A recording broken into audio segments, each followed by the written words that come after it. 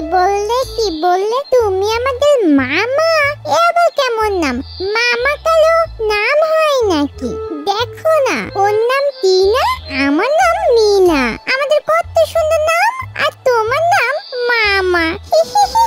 আর তোমার বাসা কোথায়? আর এমন অদ্ভুত নাম তোমার কে রেখেছে শুনি?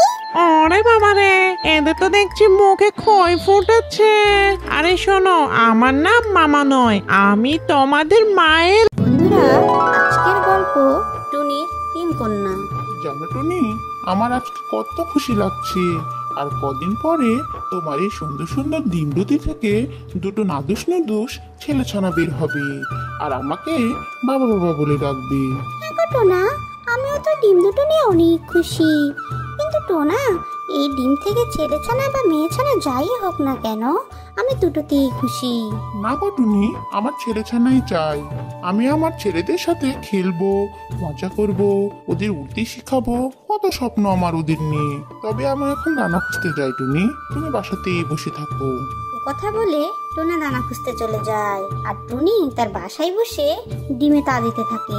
টোনা আমার কথা একেবারেই বুঝতে পারে না, সারাদিন শুধু একই কথা বলে, ছেলে হবে ছেলে হবে। তবে আমার কোনো সমস্যা নেই, আল্লাহ আমাকে যা দিবে আমি তাতেই অনেক খুশি।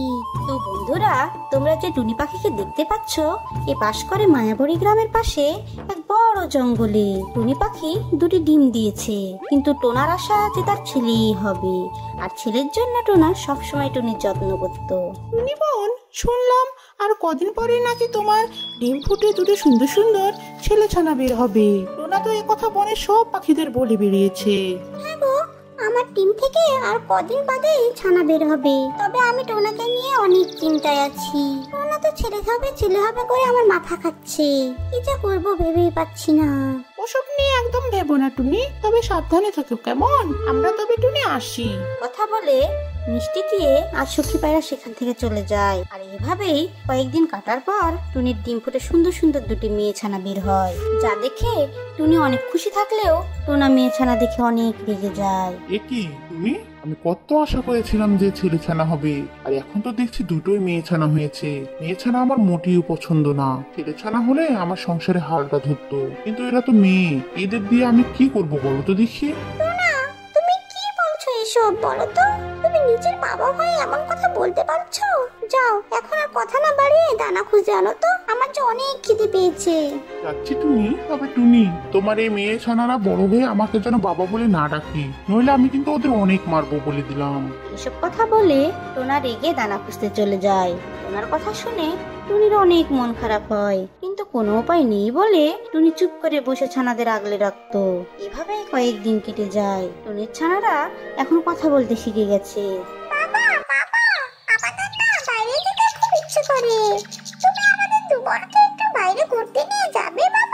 কি, তুই আমাকে বাবা বললি?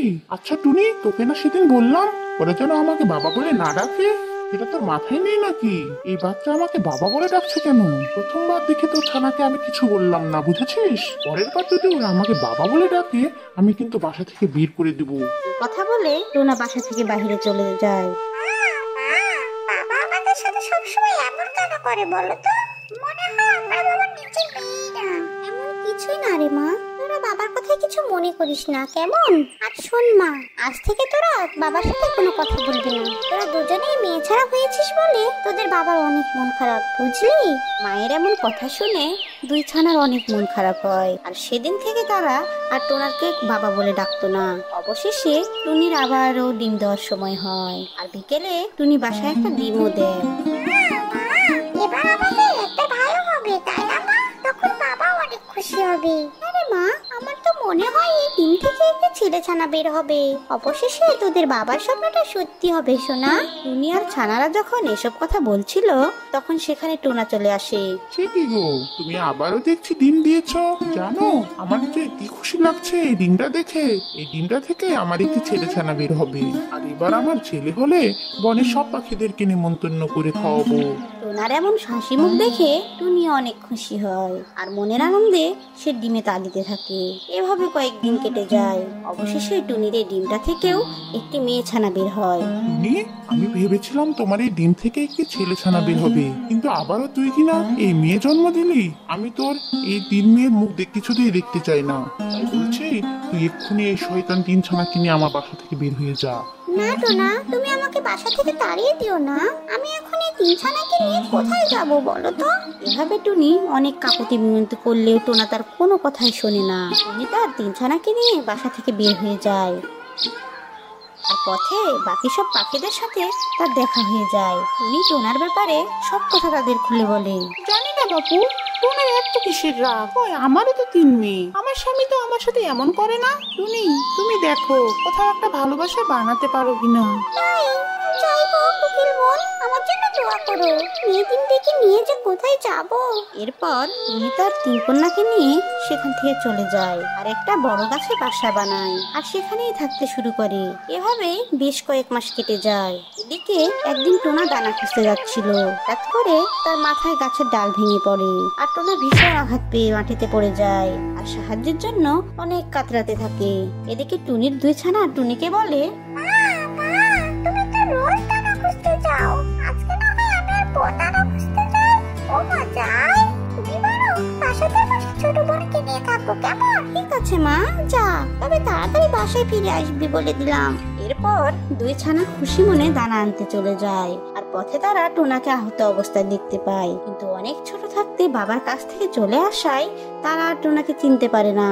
তখন তারা কিছু জড়িবুটি এনে টোনার মাথায় লাগিয়ে দেয় আর টোনাও একটু সুস্থ হয়ে যায়। এদিকে ছানার আসতে দেরি হয়। টুনি ছানাদের খুঁজতে খুঁজতে সেখানে চলে আসে। টুনি টোনাকে দেখে চিনতে পারে।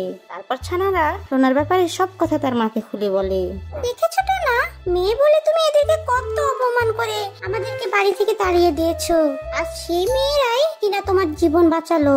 ছানারা এটাই তোদের বাবা। এভাবে বলো না আমায়, আজ আমি আমার ভুল বুঝতে পেরেছি। মেয়ে হলে ওরা কোনো কিছুতেই কম না। ছানারা, তোরা তোদের বাবাকে ক্ষমা করে দে শোনা। টোনার কথায় সবাই অনেক খুশি হয়। এরপর টুনিও টোনাকে ক্ষমা করে দেয়। এরপর টুনি তার স্বামী ও 3 কন্যাকে নিয়ে সুখে শান্তিতে দিন কাটাতে থাকে। কি মজা, কি মজা। এখন থেকে আমাদের সঙ্গে আমাদের বাবাও থাকবে। মা, আমি আর বোন বাইরে খেলতে যাই। ঠিক আছে বাচ্চারা, যাও, কিন্তু সন্ধ্যা নামার আগেই বাড়িতে ফিরে আসবে। আর তোমরা নিজেদের খেয়াল রাখবে। বনের আশেপাশে অনেক খারাপ পশু পাখি আছে, তারা যেন কোনোভাবেই আক্রমণ না করে।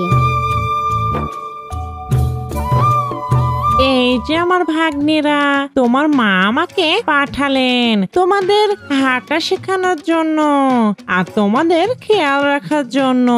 তোমাদের মা বাসায় রান্না বান্না করছেন, তাই আর কি আমি এলাম তোমাদের পাহারা দিতে। চলো চলো, আজকে তোমাদের আমি হাঁটা শেখাই। আমি যেভাবে হাঁটবো তোমরা আমার পিছু পিছু সেইভাবে হাঁটবে। কি বললে তুমি আমাদের মামা? এবার কেমন নাম? মামা কালো নাম হয় নাকি? দেখো না, ওর নাম টিনা, আমার নাম মিনা। আমাদের কত সুন্দর নাম, আর তোমার নাম মামা। আর তোমার বাসা কোথায়? আর এমন অদ্ভুত নাম তোমার কে রেখেছে শুনি?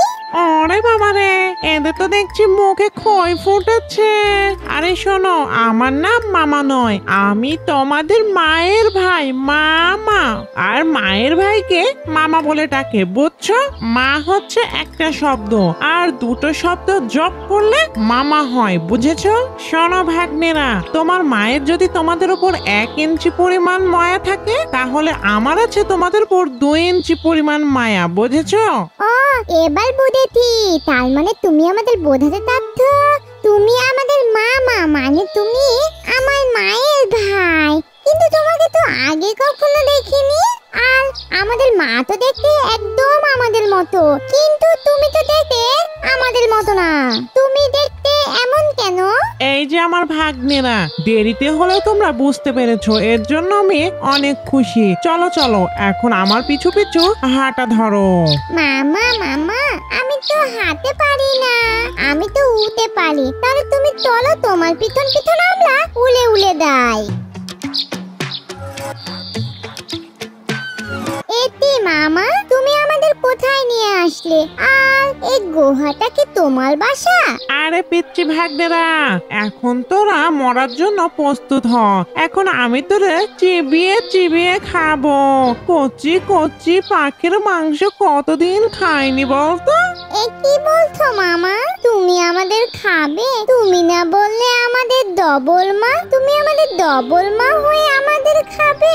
আমরা তো এই পিত্তি পিত্তি পাখি, আমাদেরকে ঠেলে দাও মামা। তোমাকে তো আমরা মামা ভেবে তোমার সাথে এলাম, তুমি বলেছো তুমি আমাদের মায়ের ভাই। কি গো টুনি, এই তো সন্ধ্যা হয়ে গেল, কিন্তু আমাদের মেয়ে দুটো তো এখনো বাড়িতে ফিরে আসেনি। আমি গিয়ে বাইরে দেখে আসি তারা কোথায় খেলতে গেছে। খেয়ে নাও মামা, তুমি আমাদের খেয়ে নাও মামা। আমাদেরকে ঠেলে দাও মামা, ঠেলে দাও। বাঁচাও বাঁচাও বাঁচাও। এ কি মিসকে শিয়াল, তোর এত বড় সাহস, তুই আমার বাচ্চাদের ওপর আক্রমণ করেছিস। তোকে এখনই মজা দেখাবো।